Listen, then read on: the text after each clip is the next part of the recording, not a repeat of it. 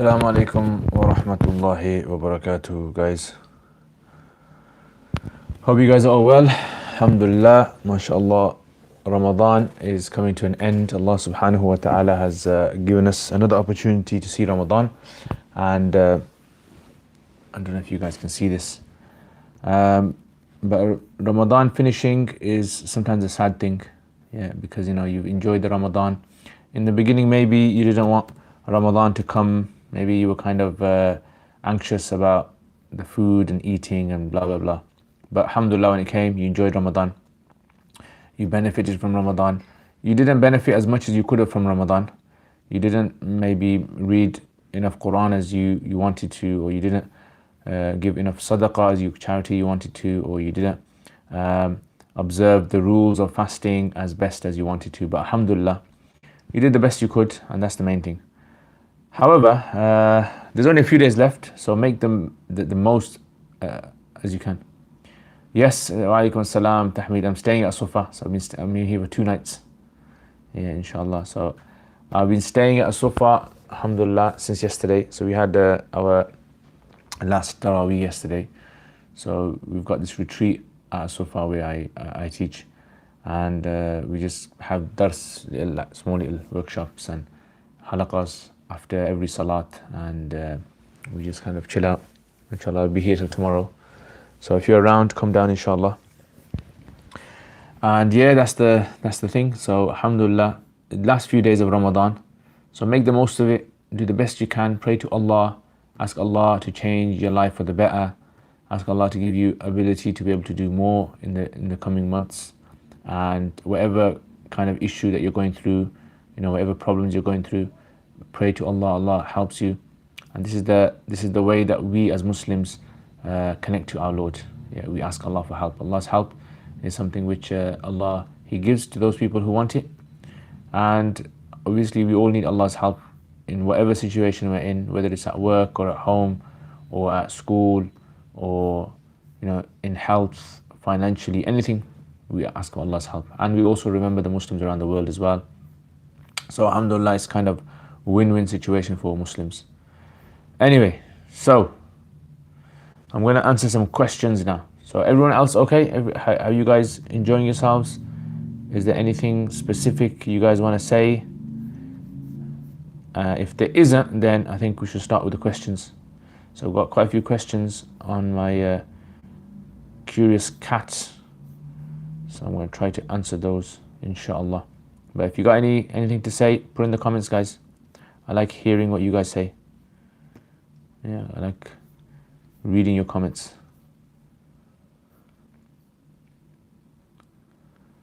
Okay. All right, so let's start off then. So let's look at your questions first, then we go to Curious Cat. Assalamu alaikum. Smoked salmon over wood oak chips, and sometimes these wood chips are alcohol infused. So are we allowed to eat smoked salmon? Does the alcohol go into the smoke? Yeah, it's fine. According to the Hanafis, it's fine. So smoke is something which is okay. Nothing's wrong with it. So yeah, the smoke wouldn't be counted as impure, right? Our question was going over revision notes and couldn't find a meaning for a word. Al-maghdub. So maghdub means the one upon which there is anger. Yeah, so the one upon which there is anger is called the maghdub. Yeah, the ghadab, the anger. Maghdub is something that you're angry with. So if you're angry with someone, you call that person the maghdub, and yourself, you're the ghadib. Right, so if I'm angry, I say ghadib, and the other person is called the maghdub, the one that you're angry with. All right. So, okay, let's check out some questions on the Curious Cat then. Ya Allah. All right. All right, so I think it's from here 5 days ago. All right, so yeah,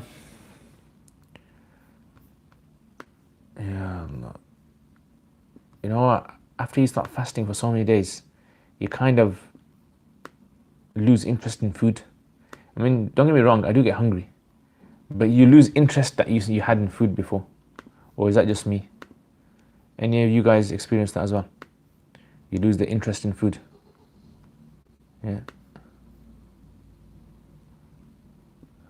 Okay, check that one. How do we know if HMC is legit, as people say even they can't be trusted? Is this true? I don't know. I mean, you see, when it comes to people verifying something, someone can obviously be skeptic about anything. Skepticism. This is like some people just are skeptic about everything. How do you know your dad's your dad? How do you know your mom's your mom? You know, end of the day, how do you verify that? Do you have to do some sort of test? Does every child have to do a test? So some of the things we trust. So if there is something which is trustworthy and to a reasonable level, you know, alhamdulillah, we feel content that we can trust them, then that's enough. Even if they're wrong, it doesn't matter, we won't be held accountable for it. Yeah, so I mean, it's like the police, we trust the police are going to uphold the law. We trust the police are going to do their duty. But you get corrupt police as well. But we can't live our life thinking all the police are corrupt. Right? We've got to kind of get on with it. So as long as majority of people are okay with HMC, alhamdulillah, you just get on. Yeah, I mean, HMC are not perfect. They might get things wrong. So it's fine. Wa alaikum assalam. Al-nida. Okay, I don't know how to say that. Al-nida Soriyola Pay. Is that how I say it? I've obviously broken all the rules of tajweed there. But I hope I've said it right. Al-nida. Is that how I say it? Wa alaikum assalam wa rahmatullahi wa barakatuh. Alright, so let's have a look at some questions here. Jazakallah khair, guys, for some of your donations that you guys made. MashaAllah, I was so happy. Jazakumullah khair. May Allah reward you immensely. Thank you very much. Inshallah, I've got so some of you guys have given me donations, mashallah, to buy a camera. So hopefully, inshallah, after Ramadan, I've found a camera, and inshallah, I'm going to buy it, go to shops, buy the camera so I can make good quality videos with the camera. So I've been using my mobile phone for a long time, but the mobile phone quality isn't that good, and you're limited to how much you can do with it.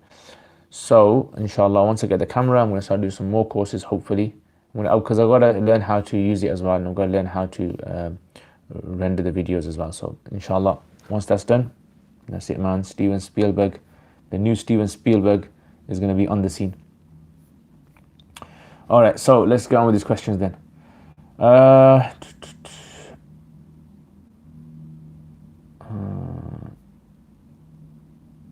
Assalamu alaikum. My question is split into a couple of areas. How does a scholar today come to an opinion based on say science, i.e. smoking?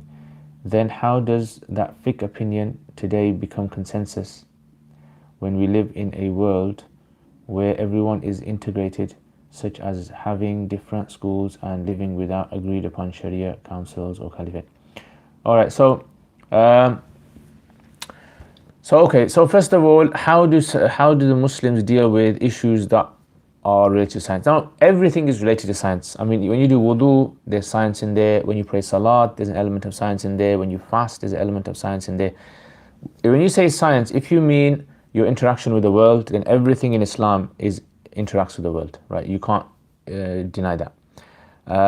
However, when it comes to certain Islamic rulings, there is obviously an element of understanding how it works, how the world works, like basically science, when you're trying to answer it. So for example, like smoking. What do the scholars say about smoking? So when it comes to smoking, the thing about smoking is smoking in the early days when it started, there was a split amongst the scholars because they couldn't put their finger on exactly what the problem with smoking was. So some of them said it's okay, it's just smoke going into your lungs and coming out. And others said no, it's wrong because what it is it's resembling non-Muslims. And some of them said no, it's actually spending money on things that you don't need. And then some of them said no, it's actually harmful to you. But they couldn't ascertain, like they didn't have any empirical data to prove that it was harmful for you in them days. This was like 300 or 400 years ago. Then later on, as time went by, what happened was more information started to come, more data, and even scientists now, WHO has even said that smoking results in cancer. Smoking, the risk of cancer is very high if a person smokes. So this is why the scholars, based on that, would give a ruling, because it's harmful to your health, and anything in Islam that is going to kill you is haram. Anything that is going to most likely kill you, right, would be closer towards haram, and the least likely. But the thing with smoking is obviously it's not a brush ruling. It's something which might differ from person to person. So there might be one individual that the doctor said, look, you're okay, you can smoke for many years, you won't really be affected by it. And others might be, very prone to illnesses just by a few puffs of smoke. So this is why when it comes to these kind of issues, I don't know, has someone done an ijma on it, consensus? I don't know. But if there is something like, if it's guaranteed, like some type of drug or something is going to harm you, definitely 100%. You don't need to ask all the scholars of whether this is allowed or not.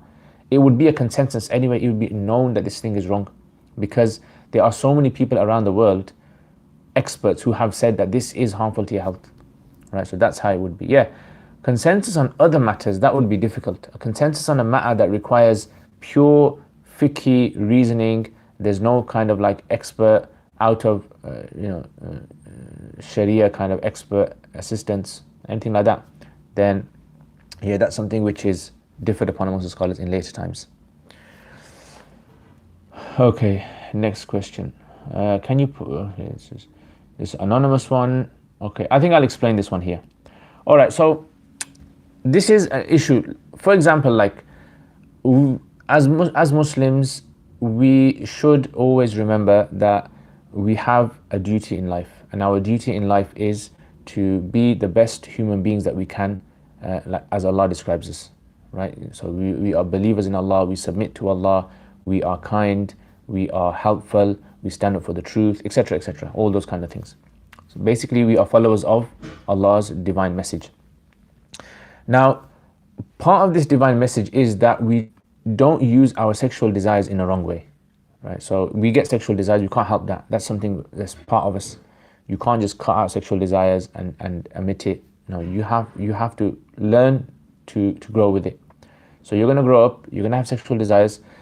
So what you can do is you can try to limit them. You can try to control them so that you don't fulfill those desires in a way that is against the Sharia. So for example, like fornication, or other sorts of means of fulfilling the sexual desire, masturbation, and these kind of things, where many scholars have said that a person should not do this unless the person has no other means, and the only other, like a final resort for them, is to masturbate. Then some of the scholars have said that this would be allowed under those conditions. So it wouldn't be allowed for a person who watches pornography or who regularly masturbates. This would be impermissible, not allowed at all. So these kind of things a person should control. Now when Ramadan comes, Ramadan is not the solution to sexual desires. Ramadan is not going to solve your sexual desires. Your sexual desires are different from person to person sometimes. So what Ramadan will do is Ramadan will cut down on those things that fuel sexual desires. So you cut down on food, you cut down on eating, and you cut down on intimacy with a spouse. Now, one of the things you have to remember is sometimes in Ramadan, your sexual desires might increase. Sometimes because of the food that you eat, you're not eating wholesome food, you're not eating, good food, you're eating junk food, you're eating a lot of fried food, you're eating a lot of food that can increase this meat you're eating. And many of the Sahaba even said to the Prophet ﷺ that they want to stop eating meat because they find that it gives them arousal. They become aroused by it. So the Prophet ﷺ said, look, you can't make it haram, but if you don't want to eat it, that's up to you. So again, control the diet, and obviously, control content that you watch online. Yes, control not watching pornography, or if you have the urge to watch pornography, just somehow delete it from your phone or something, or from your internet, or whatever. These are the kind of steps you should try and take. Yeah. So when people think that Ramadan is going to solve all their sexual desires, it's not going to. It never has for anyone else, and it's not going to do it for people. Ramadan is there for a purpose, which is to try and get you close to Allah. Yeah, to cut down on eating, drinking, and sexual intimacy in the daytime, for a person to try and focus their energy, focus their time on worshipping Allah. So I hope that helps. Yeah. So people will have some people's sexual desires and they get aroused very quick. and they can't help that they have a high sex drive, like they say. That's something they can't really help. That's the way they've been designed, that's the way they've been created. What they can do is to try and control it. If a person, can control it through marriage, they should try to get married, right? And otherwise, control the diet, maybe fast regularly, maybe eat wholesome food, these kind of things. Avoid, looking at things which can aggravate the sexual arousal. Okay. Assalamu alaikum. You asked me to post this question on the previous Q&A, the video comment section. Okay.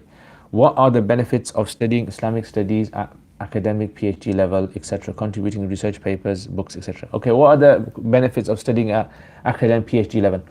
So, I mean, you see, generally you have two systems of education at play.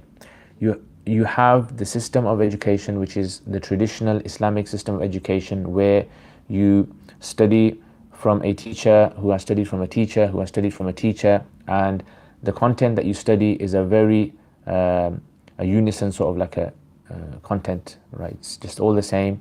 Matan, you study a text, you study a commentary of a text, you might have some extra explanation for that. So you study in this fashion. Academic sciences, when you have academic sciences, the thing with that is, in university, academia, PhD, I haven't done any PhDs or anything like that, masters, right? In academia, in that sense, in university, is they focus more on research. And so what they will do is they'll take a topic. So they might not study the traditional way, would be to cover the whole topic studying. So what they will do is they'll take one topic, study it in great depth, and do lots of research around it, what other people have said about it, and they'll present their findings. So this is basically what I think the person is asking, that what is the benefits of this studying. So the benefits of this is for the world that you live in. So in the world that you live in, number one, a lot of modern institutes, modern organizations, they acknowledge people's academic achievements by the number of degrees they have, the number of qualifications they have, PhDs that they have. So one of the benefits obviously is to get yourself into these places. This is one of the benefits. The second, and that's very important, because as Muslims, if a person is a traditionalist and he can't get into these places, what's going to happen is he's just going to, the gap between traditional studying students and between university studying students is going to increase. And less traditional scholars will be able to get into these positions. Ideally, you study tradition and you study university, and so you can get your places in these places, and you can influence, you can become an influencer, you can become a think tank. Policies will be made based upon your research. So a lot of policies that are made in government now are based upon research that's done by university graduates. So if we don't get into these places, what's going to happen is you're going to get people who are going to graduate who have zilch understanding of traditional sciences, and will come out with their own conclusions, which might be, most likely might be harmful for the masses of Muslims, where policy is going to be made by government. So that's one of the major, I think that's a great benefit for these kind of incentive as well. Second is obviously a livelihood. If a person studies traditional sciences, alhamdulillah, they won't die of starvation, but they won't get the same financial job options as a person who graduates from university, simply because university education is recognized worldwide, or at least in the Western society. Traditional sciences is not recognized like that. So this is why job opportunities you're going to get more. How do they benefit the Ummah in general, as the average layman don't read academic books? Remember, studying university and qualifying, this is not supposed to benefit the average layman. Like if you study Islamic sciences traditionally, you are not going to benefit everyone. I know traditional scientists, scholars, who the average person can't get access to them, because their level of academic or traditional science is a very high level, and their level is only specialized for a certain, like a niche group of scholars out there. So you get some scholars the average layman can't benefit from, and the average layman is not supposed to benefit from all scholars, nor are all scholars supposed to benefit everyone on the earth. You're not supposed to get that. So there's some scholars who are going to be benefiting masses, right? Usually you get the speakers, people who are speakers, people who give, work at grassroots levels in masjids, imams, they benefit the masses. Then you're going to get some scholars who are going to just be writers, that's all they're going to be doing. And they're going to be writing certain level books, right? Maybe books in Arabic. And so the layman can't benefit from them because the language of the Arabic, the terminologies used, the level of understanding that's required before going into those books needs to be of a high level, right? And then you get the other scholars who are like very specialized in a certain field, and you're not going to get access to them, right? Because first of all, they don't really have time, and if they ever do, if you ever do meet them, you can ask them the average question, but you won't really be able to benefit that much from them. So I think this is a misconception that the Ummah needs to benefit from every single scholar. That's wrong, that is. Yeah. So this Ummah needs to benefit from scholars, the scholars that they need to be able to understand the religion. That's all. So yeah, I think that there needs to be traditional scholars need to learn and go to universities, do PhDs, even if they don't need the qualification itself, as in they don't need to study that stuff, but they need it because they need to know how the world works. They need to know research skills. Okay, what changes do they bring about in society? Lots of changes. Like I said, policy, they affect policy, they affect the understanding of how the dynamics, for example, like I'll give you an example. If there's a traditional science scholar and he studies, let's say for example, he studies business, bay, he studies about buyu, he studies about ijara, leasing, according to the traditional way. Now, when it comes to the real world, there are so many different products and scenarios when it comes to selling, when it comes to purchasing, when it comes to contracts, transactions, when it comes to leasing, when it comes to forward sales, future sales, hedge funding, all these kind of different things. None of this is none of the modern products, you can say, the way that they are shaped and formed, you'll find in the books. So you have to study these things. You have to go to university to understand them. And if you don't go to university, what's going to happen is you're going to end up with a scholar who's got lots of theoretical understanding of what the book is saying, but has zero understanding of how to apply this in modern day time. They won't know. Like, how do you apply it to today's time? Biggest problem that scholars have today is understanding how zakat works for many multinational companies, or many sort of like products that they might have for the average person. So you study the traditional science, but you don't know how the world works in the Western understanding of it. You're gonna have a problem. So you have to merge the two. Okay, at this level of study and research, it is difficult to earn a decent living wage because of the lack of funding of publishing books. Yeah, true. I mean, that's something, unfortunately, there needs to be. I mean, personally, I think Muslims need to get together in a country. They need to have like an endowment. They need to have like pots of money where people will just purely donate, so it can support organizations.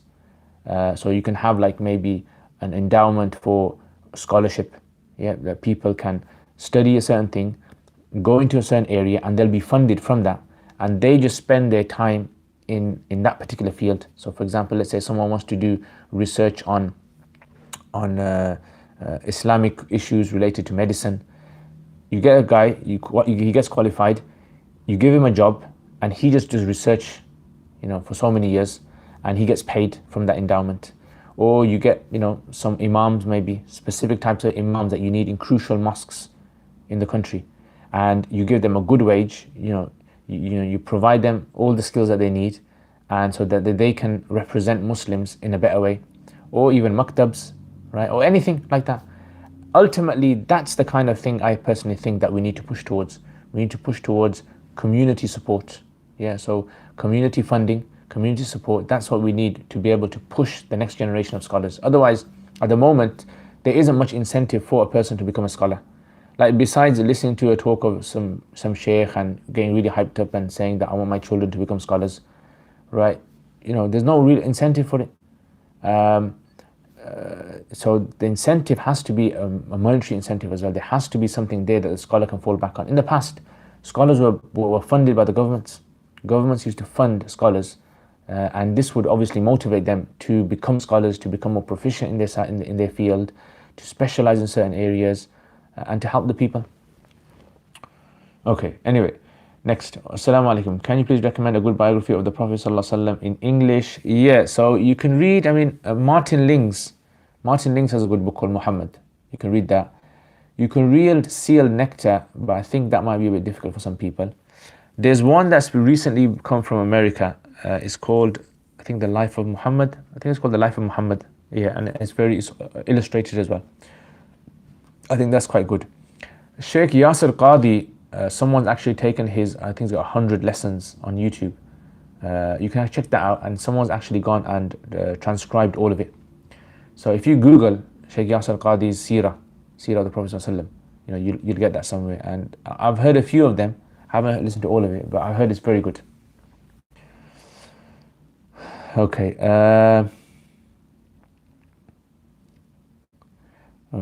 Let's just check this out then. So on this side, see what questions we got here.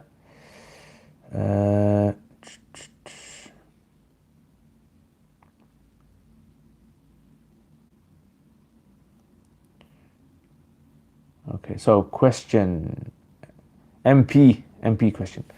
If you put oil in your hair in the morning, then do wudu at zuhr time, is masa of the head complete? Yes, masa is complete, meaning oil does not create a barrier. A barrier is considered to be something which creates a crust, like a crust form, and it stops the water from permeating inside of it. But if it's not a crust form, if it's like water, if it's like liquidy, if it's something which is like oily, grease, that's fine. Yeah, you can put it on. Let me see, I haven't put any oil on my head today. Yeah, I need to put some oil on it, I think. So how would you advise us in regards to go out to eat in places that claim to be halal and aren't HMC verified, or maybe there's a minority of people coming out saying these places are haram with no? I mean, I go to places that are not HMC and I eat there. As long as I believe generally that this place is, because you see, the thing is, a lot of places now, alhamdulillah, because of like the law of the country, they can't claim something that they're not. So if they are found to be false or fake, they can actually be sued for that. Yeah, the government can actually fine them rather than sued. They can actually be fined for that. People can possibly even sue them. So, I mean, if I find a place that people regularly go to, it's not HMC, it's not, you know, it doesn't have HMC stickers, then it's fine. I mean, I don't see a problem with it. Yeah, if there's some dodgy place and the owners are very dodgy, everyone knows that they're dodgy, and most likely that these people are, you know, selling meat that's unlawful haram, then I wouldn't eat there. But that's very rare. But as long as the people, it seems like a good establishment, I'll eat there, alhamdulillah. Okay. Can we use Costco for shopping? People say it's interest-based. Can we use Costco for shopping? I don't know, how is it interest-based? Costco is the wholesale, isn't it? You just go there, you just pick up something and you buy it like a normal shop. It's just a wholesale. Okay, I'm not sure about that. Okay, wa alaikum assalam. Teratay melur. Teratay melur, is that how I say it? I'm probably messed it up again. Ziryab Jamal, alaikum assalam wa rahmatullah. Is it possible that a person can see an angel these days? If yes, in what possible ways? Yeah, I mean, if a person can possibly see an angel, alhamdulillah, angels can come in the form of human beings. They can come in the form of anything, yeah, they can possibly. But you know, it's obviously something which I wouldn't spend my whole life trying to find angels on earth. Yeah, I mean, angels are around, but I don't think they're gonna, for the average person, they're gonna start appearing everywhere. Okay, when you feel the physical heartbreak of not being close to Allah like you used to be, what should you do to come back to Allah? Steps to take? Yeah, first of all, do tawbah, do istighfar. Maybe there's something in your life that you're doing that is displeasing to Allah. Maybe it's something that's causing an impediment. So do istighfar, ask tawbah. Number 2, give lots of sadaqah, charity. And number 3 is do certain actions which is basically behind the scenes. Yeah, do certain actions that are filled with sincerity. Like do something every day that no one knows about. Something good, obviously, not something bad. Don't do some messed up stuff. Do something good every single day that no one knows about, and it's for a good cause. Maybe like giving charity, or maybe it's like praying some salat, or maybe it's like now and again fasting. Maybe it's doing some anything, right, that no one finds out about. These kind of things will increase. And I think you have to remember is getting close to Allah is not like a switch that you press and then you just close to Allah and you turn it off and you're not close to Allah. It's gradual. Sometimes it might take you days to get close to Allah. sometimes instantaneously get close to Allah, right? So there's different stages, different levels of it. Okay, as a female in the gym, is it okay to work out in a mixed gym in an area where there's less males and I'm dressed modestly with long t-shirt and trousers? Also, as there's music, I wear earphones. Yeah, that seems fine. I mean, look, the gym is basically like outdoors. If you're going outdoors, outside, would you be okay going outdoors where there's other males, other females walking around wearing all sorts of things? Would you go there? Yes or no? If you're saying no, then I'd advise you don't go to the gym then. If you're saying yes, that I do go outside and I would walk around on the street, I go to the park maybe and there'll be people there, then yeah, fine, go. But obviously, observe modesty, wear clothing which is modest clothing, and yeah, those measures that you're mentioning, yeah, they seem fine. Regarding what you said, white thread. If it's a gym which is associated to something bad, right? If it's a gym that's associated to something bad, people get like bad company over there, or people are smoking a lot, people are smoking, drugs over there a lot, and these kind of things, then I would avoid it. Not because of the gym itself, but because of the bad association that it has and what it can possibly lead you to. Okay, regarding what you said, White Thread Institute are raising funds for the Dar Iftar for resident scholars to do research. I think yeah, definitely. I totally agree. I think this is what I did with my YouTube channel, which was basically getting funding. So the whole point of the Patreon is that I can get people out there who want to support a good cause, who want to support something which some people are doing out there, and by them supporting, I can focus on making good content, the best content I can make. So I can focus on that so that people can have good quality content, and likewise, if Mufti Abdul Rahman Mangira is doing it, alhamdulillah. And I heard there's some parts of the world they're actually doing like an imam fund. So they have a pot for imams, and you can actually fund the imam so that the masjids that can't support a good wage for the imam, they can supplement them. I think it's a good step. That's what we need. In reality, we need people, not just imams, not just scholars, people in various areas. Like you look at these different organizations, they have lobbying groups, they have funding, large amounts of money that are pumped into their organizations. And they benefit their particular community. If Muslims had this, if Muslims had a pot for funding lawyers, solicitors that can fight Muslim causes, lobbying, organizations that can support halal, food, and all these kind of things, support maybe like single mothers who are finding it difficult on benefits, who can't work, who've got children, and you had these kind of funds. Alhamdulillah, a lot of people will benefit today. And the place that I work at, Asufa Institute, this is one of the things that we do, is we do this for domestic violence. So we have funds that we collect from people to support women who are going through domestic violence at home. Provide them shelter, provide them food, maybe even provide them different accommodation. For people who are going through mental problems, people who are going through, financial problems, food banks that we have. So these are things we need to start. Imagine every masjid had this localized. Every masjid, the local people of the masjids, they had a fund, and people just gave into that fund regularly, these endowments. So they gave all of these things, and then they provided the local community who were, you can say, below the poverty line maybe, or in situations where they need funding, support. So this could be a very good means of the local community seeing the benefit of their own charity, sadaqah, zakat, all these things, from being given back to their own community. I think that would be an excellent thing. Okay, is it okay for females to go to spas, swimming pools, gyms, as there are cameras there? I mean, spas and things, it differs, doesn't it?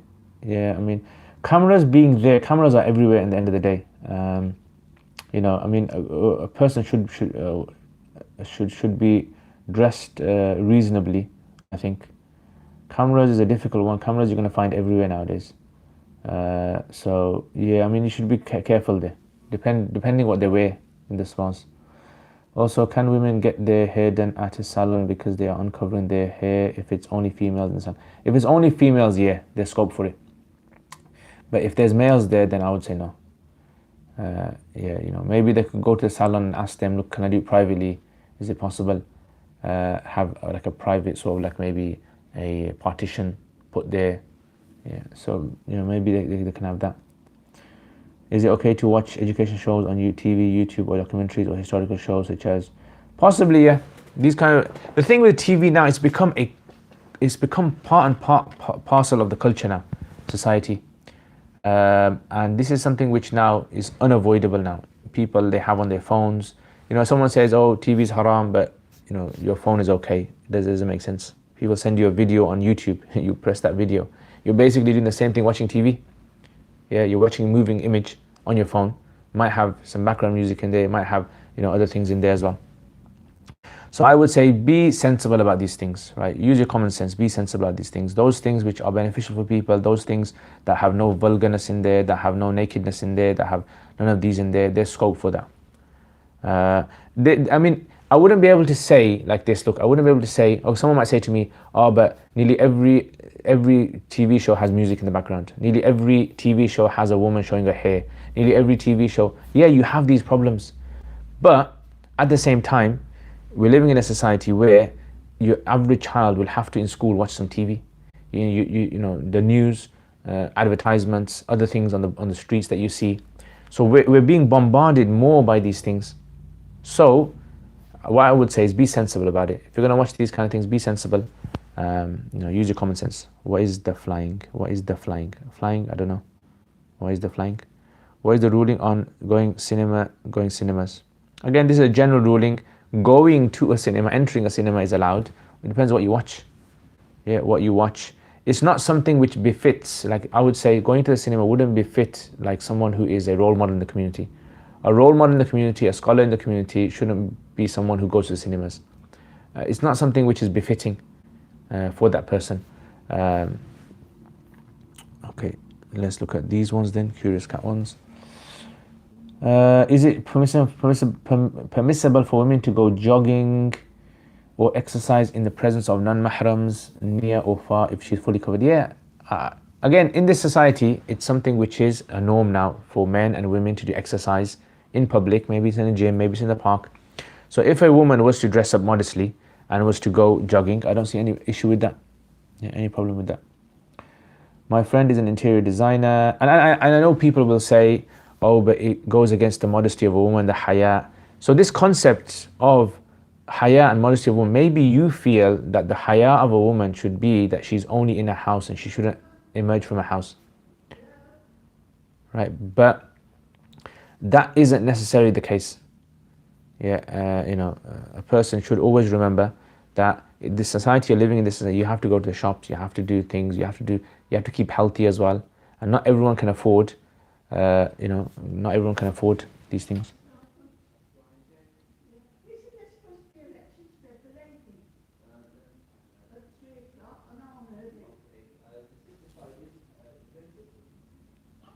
Okay, next question.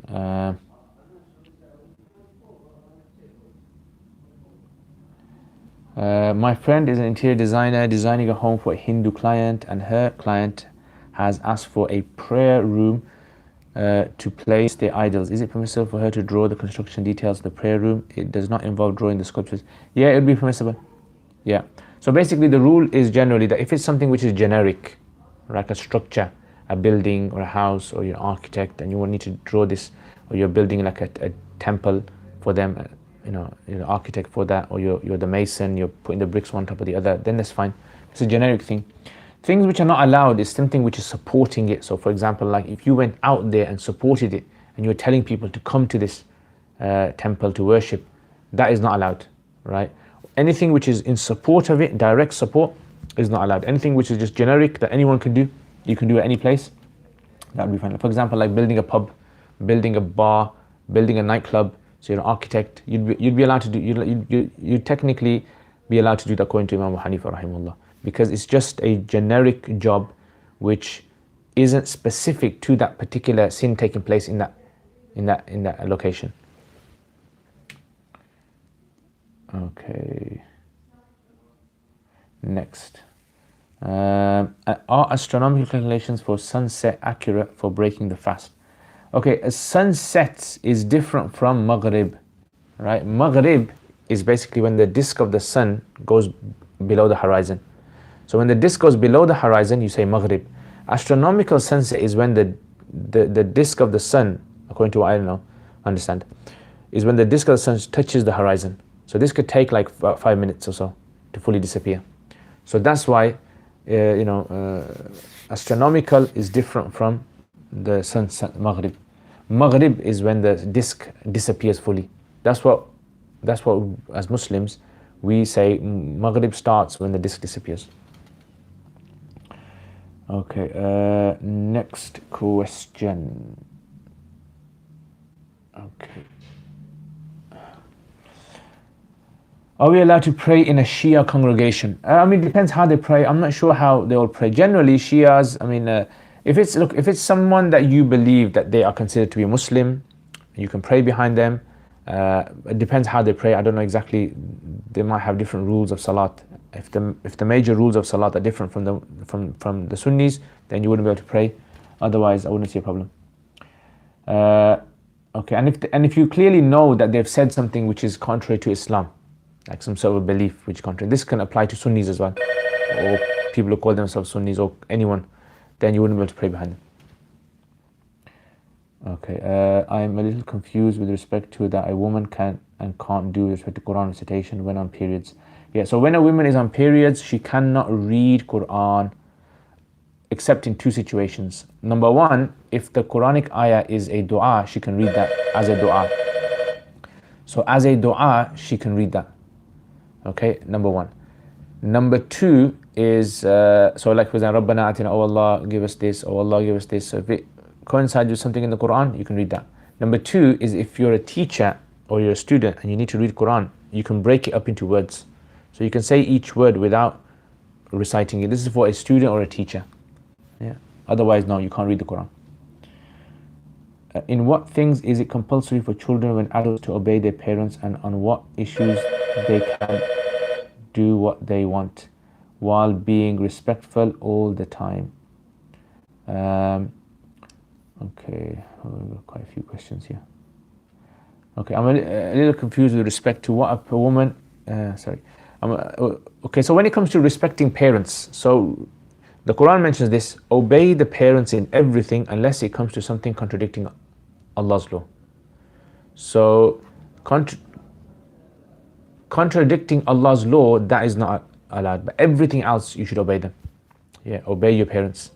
Yeah, listen to your parents in everything. That's what the Quran says. Yeah, and don't say oof to them as well. Your parents have a very high status in Islam. I mean, this society, it degrades parents. This society shows you that you are actually an individual, just like your parents are. So who has given them the right to tell you how to live your life? Yeah, this is how this society has told you. So generally, that's how it is. However, when it comes to certain things that are not necessarily against Islam, but they are harming other people's rights, harming someone else's rights, then you also don't have to listen to them in that as well. So there's some extra kind of things in there. Generally, try to obey your parents. Would it be okay to go to beaches during summer, especially if you've got young boys, considering it's something everyone does here? Yeah, I mean, because when you go to the beach, generally there's space in beaches where you don't have to see naked people. Yeah, you can go, beaches are very big. There's lots of beaches available in the UK especially. You can go to a part of the beach, you can put yourself like a tent or something, or some partitions, and you don't have to look at anyone. Alhamdulillah. So yeah, you can go. Obviously, don't go to those places which are packed out and have got a lot of people who are naked or almost naked. Okay. If one's going through a difficult time, what would, according to our Islamic tradition, be considered as not being patient? Culturally, even if you add much as cry, people start sermonizing that you're not doing sabr. Can you please explain the concept of sabr?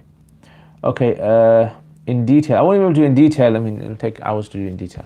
But when it comes to a problem, if you're going through any problem in life, right, you can tell other people about it. Nothing's wrong with that. Sahaba used to tell the Prophet ﷺ about their problems. They would tell each other about their problems. That's fine. That's not going against sabr. People have this misunderstanding that sabr means be quiet, shut up, be quiet, and don't say anything. Just get on with it. Just let it happen. That's not sabr. Sabr, like I mentioned before, sabr is where a person, he controls his emotions so that it doesn't have a negative effect on other people and gets on with life. That's basically what sabr basically means. So you control your emotions, because when a person is going through a problem, what happens is they begin to lash out on other people. They say all sorts of crazy things. They hurt other people without really kind of thinking about what they've said. So this is the kind of, you control yourself at that time, the emotions, and you channel your emotions in the right way. You get on with your life. Maybe you realize that, look, the problem I'm going through, I went through maybe a divorce. My child died. Someone in my family died. I lost my job. My car, had an accident, whatever. So what you do is, you have to try and figure out, okay, in this time today, how would someone overcome this? What would you do to get on with your life to overcome this? Maybe you need some counseling. Maybe you need to speak to someone. Maybe you need to write it out for yourself. Maybe you need to, leave your environment for a little while, go on holiday somewhere. These are all steps, measures taken in that. Hope that helps. All right, when does spending on oneself or one's family become israf? Okay, israf is when you spend extravagantly. And when we say extravagantly, what we mean by extravagantly is that a person spends so much on something which is beyond their needs. Yeah, something beyond their needs. And if you spend on something which is unlawful, haram, that's called tabdhir. Right? That is also considered under extravagance as well. Right? So that form of extravagance, spending on something haram, is totally wrong. Spending on something over your needs, this isn't like the same for everyone. For example, like if there's a person who is earning a very high salary and they can afford a big house and they can afford a sports car, they can afford fancy clothes, for them that's fine. That would be allowed for them. And if it's a person who is on a low salary, a low amount of savings they have, for them the concept of israf would be different, extravagance. So generally what I would say is extravagance would have to be looked at class by class. So you have a class of people who are earning a certain level or have certain levels of savings. For them, a level of israf would be different. Like for example, maybe the average food that a very wealthy family eats per head, is about 20 pounds per head, 30 pounds per head maybe. And an average, a medium sort of like class people, their average spending on food out might be per head, might be something like maybe 10 to 15 pounds. And then person who is not that rich, maybe their average spending on a meal out might be 2 or 3 pounds per head, right? It all depends. So it's something which we shouldn't judge other people in. Yeah, so we shouldn't be going around saying this person is israf. We should think to ourselves, look, do I really need this? Do I really? So israf is more a personal thing, right? So you look to yourself and think to yourself, look, you know what? There's a car, they're selling a car for, 40,000 pounds, and there's another car which is for 20,000 pounds. Do I really need the 40,000 pound car? If you do, maybe the 40,000 pound car has got comfort, luxury in there that you don't get in the 20,000 pound car. You do a lot of driving and you enjoy driving a car which is comfortable, which has got all the gadgets in there, that's fine then, you can get that. Yeah, so it wouldn't. Okay, next. I've heard conflicting opinions from scholars on the question of whether it is the job of an Islamic government to ensure that people live lives, the public aspect of it according to Sharia. For example, impact you'll find if you've seen eating publicly during Ramadan, and every Ramadan this sparks of a huge debate. Can you please? Yeah, I mean, the whole point of the government is to keep harmony in the society, right? So public nuisance, basically any sort of public nuisance that comes under public nuisance, the government steps in and stops it. They should be doing the amar bil ma'ruf and nahy anil munkar. That's their job. So any public nuisance that happens, anything which should be encouraged in the society, morals should be encouraged, positive approach to life, positivity, the government should do it. And anything which is publicly wrong, the government should step in and stop it. So this is obviously left to the discretion of the government of how they deal with this. So some countries, I remember I was in Pakistan, if police could stop a man and woman, if they thought they were not married, walking around and touching hands, they could ask them for proof, and things like that. This is obviously depending on the government. I wouldn't be able to say anything there. It depends upon the government's policy, what their policy is. Maybe the police are not implementing the policy as they should be. Maybe the policy is a bit more lenient, but the police are strict. Yeah, so you can have all sorts of things, but generally that's what the government should do. The government's job is public. Anything that's private, the government shouldn't get involved in. Anything behind closed doors, anything, if some people behind closed doors want to drink alcohol, the government is not allowed to step in and stop them from doing it, right? As long as they're not making it publicizing it. Yeah, if they publicize it, that's another thing. Government can step in. Okay. If I take hormones to produce breast milk so that I can feed my adopted child in 2 years old to establish hurma through breastfeeding, will that work? Yes, that will work. Yeah, so expressing milk in that way would be fine. However, your husband would not become a mahram for the child. Yeah, so if a woman has produced milk from some sort of medication that she's taken, and she's given that milk to the child who's under 2, and the child has drank it, then the child will become a mahram for the mother, but the father will not be considered to be a mahram for the child, because the only way the father breastfeeding the woman whose husband can become a mahram for the child is if the breast milk that came out from the woman came out because the father was responsible for that, i.e. he had sexual intimacy with her and she produced milk naturally. Okay, I think all the curious cat questions, alhamdulillah, are all done. MashaAllah. Okay, Masha MP, you're killing it today, man. MP all the way.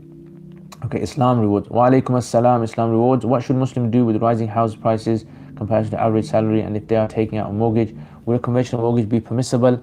What I would say is your situation, present your situation to a scholar, and if the scholar sees that you're in a situation where you can take conventional mortgage, then you can take it.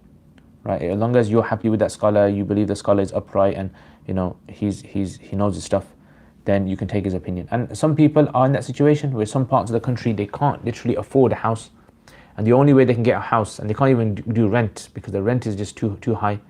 Maybe they're giving all their money on rent. The amount you give for the rent is higher than the amount that you would give for a mortgage.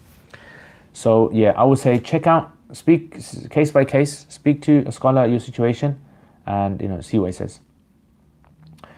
Wa alaikum assalam. My brother 17, 22, Moon, Mars and flat earth theory also where are the lizard men? I don't understand. Okay. What's the ruling on having a stage, hiring a nice car, etc. for a wedding, as long as it's not extravagant? Also, can we take photos of us and close family as long as... Yes, I mean, if hiring these kind of things does not fall under rules of Islam. In other words, spending money on your house, spending money on furniture, these doesn't fall under Islam. You don't need like a fatwa to know whether you should buy furniture or not. Likewise, when it comes to wedding ceremonies where you hire a hall, again, if the hall is extremely high, like for example, average hall you can get for maybe between 10,000 to 30,000 pounds, right? Depending where you are. But let's say a person gets a hall that's for 200,000 pounds. That's clearly extravagant, that is, right? That's just to show off. People can tell that's extravagant. There's no gray area there. So if it's something which is average, nice car, for hiring and these kind of things, yeah, it's fine. I wouldn't see a problem with that. But if it's something which is clearly, most of the people will look at it and say, look, these guys spend too much. It's just trying to show off. The extravagance was there because you were just showing off in front of the people. Then that brings in another element. Okay. Okay, taking photos. Again, there are two positions about taking the photos. There are those scholars who have taken the strict position, which is no photos are not permissible. And I respect that position if they take that position. I don't take that position. I mean, I take the position of those scholars who allow taking photos. So if you take that position, then it would be fine as long as your photos are kept, away from, if there's non-mahrams in there. If you got photos of women in there who are, dressed in ways that you wouldn't show to non-mahrams, then you shouldn't do that. As long as no one gets hold of these photos, yeah, there's scope for it. I said it correctly, alhamdulillah, alhamdulillah. Okay, do we need to shower after swimming to read salah as we don't know where the impurities? Okay, no, you don't need to, because the general ruling of water is by default it's clean unless proven otherwise. So if by default it's clean unless proven otherwise, therefore if you have a swim in the water and you come out, you consider yourself clean. Yeah, and because the water is a large amount of water anyway, a large pool of water, it's fine even if someone does number 1 or number 2 in the corner somewhere. The water is so big that it kind of automatically it's assumed to be clean. Okay, what's the ruling of shaking hands with transgenders, gender fluid people? What if we don't know they were that, then found out later? I don't really know the rulings of transgender and gender fluid people. It's just like a new thing now. lots of questions people are going to start raising. Like, if these guys start going to the mosques, let's say there's a transgender person or a gender fluid person, whatever they call themselves, and they, accept Islam, and now they've had operations done, and their bodies are different from what they were born with. Where do they stand? Do they stand in the women's section? Do they stand in the men's section? Do we have a third section for them, separate section? These questions, I don't really know. I mean, these are something scholars need to come together, and scholars need to kind of devise a fiqh for this now, because this is going to be an upcoming thing. We can't just shun them. We can't say to them, no, you're not welcome here. You can't do that, because some of these people might have gone through these procedures, in a state of ignorance, and now they've taken hormones and everything, and they've grown beards, or they've have other things grown. Okay, what's the rule? What is the ruling on birth control? Is it okay to use if you want to be financially stable? Yes, birth control is totally fine. You can do birth control. There are some scholars who say that birth control is disliked. However, birth control nowadays is something which is something, the main kind of thing they had in the past with birth control is the issue of, there wasn't like a very robust way of contraception in them days. It was very kind of risky. And also, the main method that they had was coitus interruptus, where the male would remove the organ from the female, before she has fulfilled her desire. So, or climaxed. So basically, this would be resulting in the woman not having her right fulfilled. But nowadays, you can actually have contraception methods where both man and woman can actually fulfill their climax, and there's no issue there. So yeah, it's fine. Especially sometimes, you have a career, jobs, it's difficult to have lots of children. Sometimes even having too many children is actually not good. Yeah, a person should limit, because sometimes you can't do tarbiyah of those children. The children go out of hand, out of control. Are we allowed to buy cheaper ink cartridges on eBay rather than actual ones sold by the company, as those are expensive? Cheaper ones, yeah. I mean, if you want to buy cheaper ones, you can buy cheaper ones. It's fine. Shu'aib, wa alaikum assalam. I calculated my zakat in Ramadan. Now I need to pay. It's around 300 or 400. Can I pay this in installments? Yes, you can pay in installments. Can we wear colored contacts? People have said we are changing the color of the eyes, as they are not allowed. No, yeah, you can wear them. Changing creation of Allah is if it's permanent. Yeah, if it's permanent. And eye color, I mean, if someone wears glasses, they've kind of changed their eyes anyway. The glass, it kind of changes the effect of the eyes. So yeah, you can wear. As long as a woman is not wearing them, or a man is not wearing them for a suitor. So when they're getting married, they go to their house to meet them, and they put these kind of contacts in to kind of deceive them. Oh, I've got green eyes, I've got blue eyes, grey eyes, whatever. That's not allowed, because that's deception. Are we allowed to celebrate birthdays, anniversaries? Yes, you're allowed to celebrate birthdays, anniversaries. Yeah, you can celebrate them. I mean, there's nothing wrong with celebrating a birthday or anniversary. People who do argue that you're not allowed to, their arguments are the Prophet never done it. Okay, the Prophet didn't do a lot of things that we do nowadays today. Or for example, like it's imitating the non-Muslims. But then there's a lot of things that we do that imitate non-Muslims. Where do we draw the line? Like for example, having a Bukhari khatam. Yeah, you finish Bukhari, you do a khatam. Prophet didn't do that. Yeah, Sahaba didn't do that. You might have some national day, yeah, where a country celebrates their national day, or celebrates their independence from someone, or it's just anything of that sort. Graduation, you can say graduation. Someone might say, oh, graduation is imitating non-Muslims. So birthdays, anniversaries, they're fine. You can celebrate them. When eating in non-Muslims cafes and coffee shops, we don't know what the ingredients are in the frappuccinos, brownies, cakes. We eat them, or should we email them and ask? Generally, I think they're halal. Generally, I think they do kind of cater for the masses. They don't really put anything haram in there. But if you're in doubt, you can also check. I don't check. If I go to Costa or some other place to have coffee or tea or even eat the biscuits, if it's got a wrapper on there and I read it and it's got the ingredients, if I'm in doubt about the food, if I think most likely it's contaminated or there's something else, I'll ask them, right? That's fine. But if you feel that you need to ask more, then go ahead and ask. But if you feel you don't need to ask anymore, right? It's just inconveniencing. And generally, the general way that people in society buy and sell these kind of things is that it's considered to be suitable for vegetarians, halal.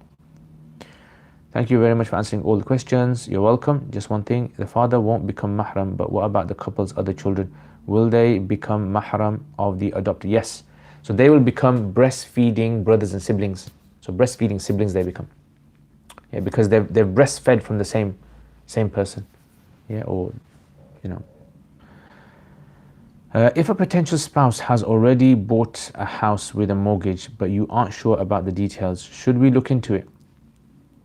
No, not necessarily. Yeah, just marry by.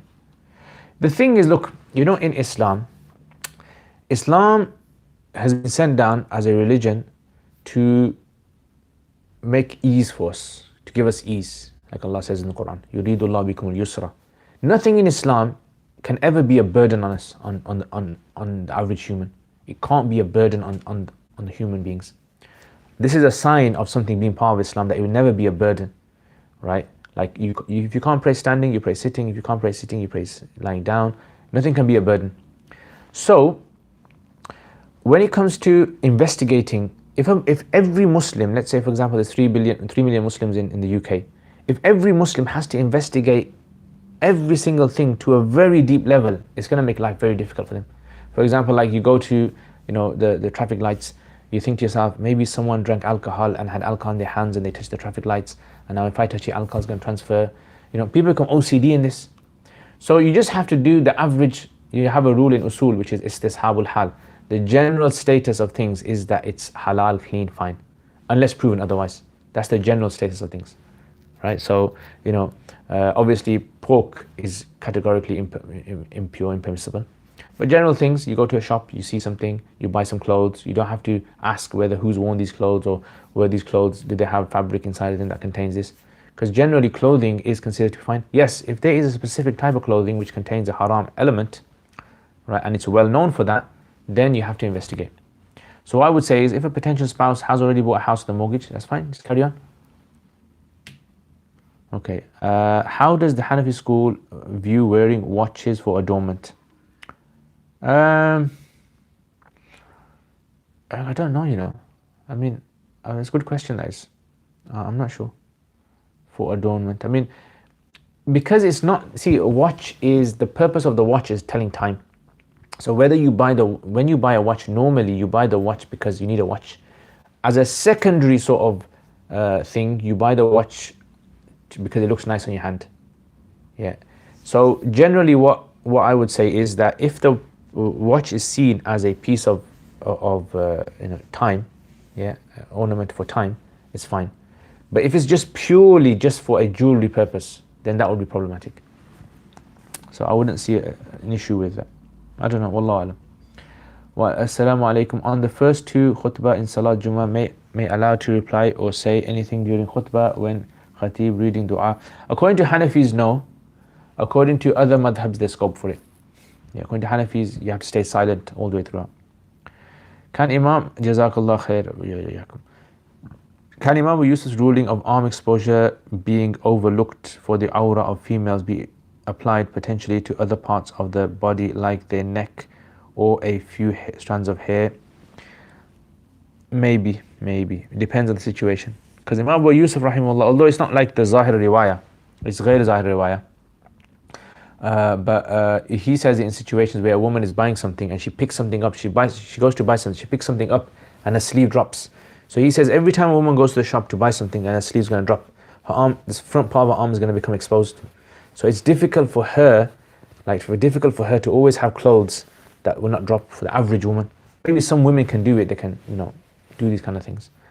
But for average woman, it's difficult. So, so he says there is scope in that situation. So but it wouldn't be like a general thing where we take this and then we apply it to all women's situations and we say now the limit of hijab has shrunk.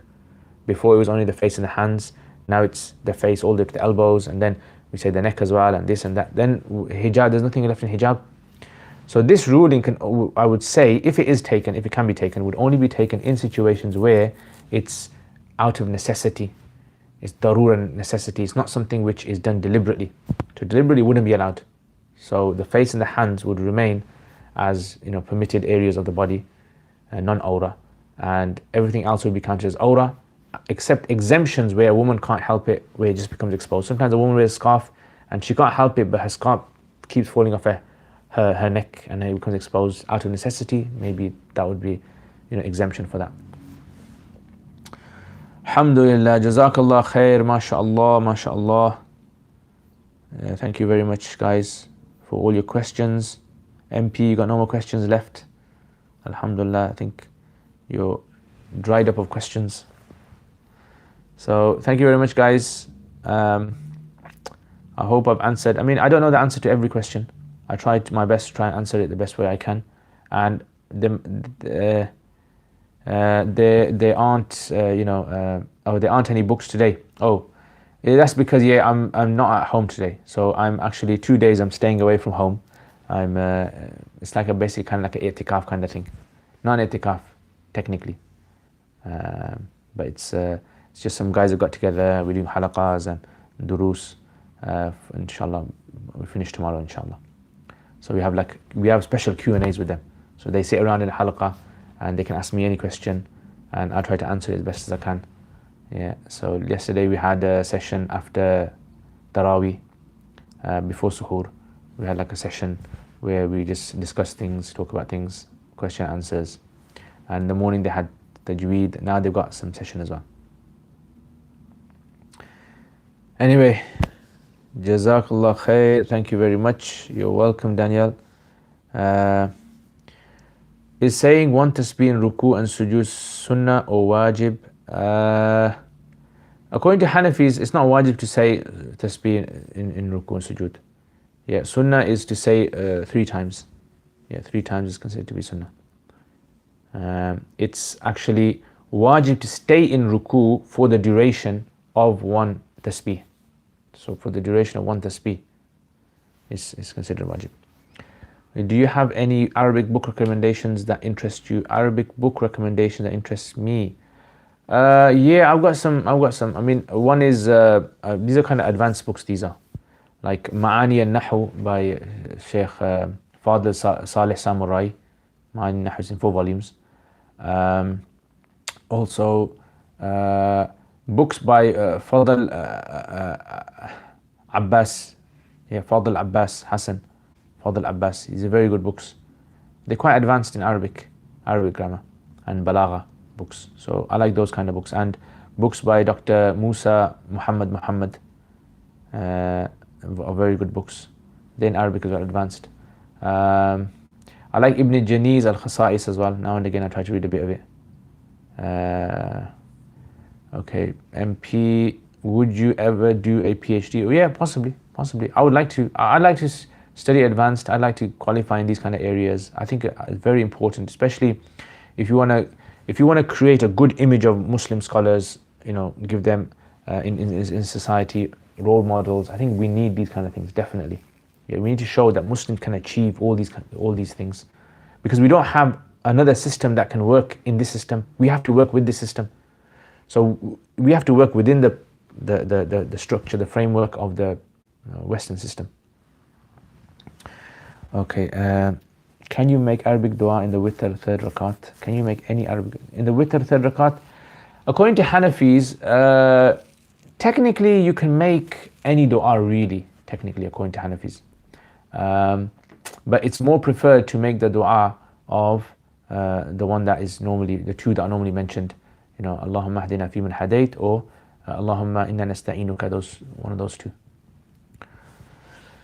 Who found the place? Okay, I think 17, 22, mashallah. I don't know if he's a Muslim, non-Muslim.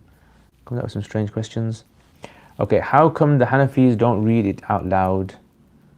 The Hanafis say it's preferred because it's not a... The Hanafis say that du'as are by default supposed to be recited quietly. Du'as. It's only the Quran recitation which is supposed to be done aloud. What's the evidence of witr being wajib in the Hanafi school? The evidence, I'm going to have to finish now anyway. So evidences are many, there's many evidences. There's quite a lot to explain and to list them now. But anyway, I have to go, 3 o'clock's come. So my time's up. But inshallah, post this question. Or next time, inshallah, I'll try to answer that. And yeah, I mean, so reading it loud, might feel good, yeah. But the thing is, we've never had anything from the Prophet ﷺ that he ever read the witr dua aloud. That's the thing. And so the thing is, the Hanafis, they say, look, the adhkar should always be quiet unless proven that they're supposed to be recited aloud. How about professional Muslim to provide treatment advices or anything contributed pig healthy? Okay, anyway, I have to go. Jazakallah khair. Sorry. Next time, inshallah, remember your du'as, and maybe inshallah after Ramadan sometime I'll try to do another live stream. And hopefully tomorrow, inshallah, I've got my Surah Mulk. Yeah. So come down, inshallah, for Surah Mulk, the part 4 of Surah Mulk. And it's going to be at 2 o'clock, inshallah, UK time, 2 o'clock. So Jazakumullah khair for your questions. You can post your questions on Curious Cat as well. Right, so on my Curious Cat, you can post your questions. Assalamu alaikum wa rahmatullahi wa barakatuh.